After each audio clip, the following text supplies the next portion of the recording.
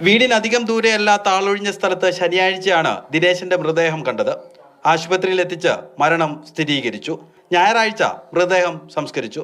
വൈദ്യുതാഘാതമേറ്റതാണ് മരണകാരണമെന്നായിരുന്നു പ്രാഥമിക postmortem report. അസ്വാഭാവിക മരണത്തിന് Punnapra police കേസെടുത്തു.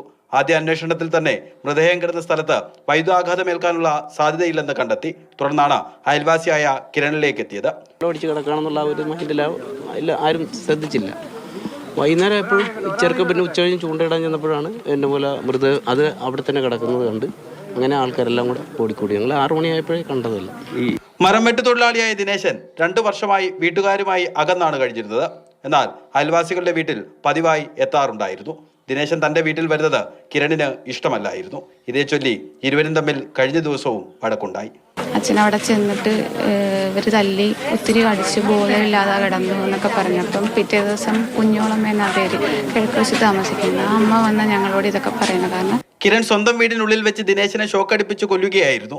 ശേഷം മൃതദേഹം ചുമന്നുകൊണ്ടുപോയി വീടിന് സമീപത്തെ ഒഴിഞ്ഞ സ്ഥലത്ത് തള്ളി.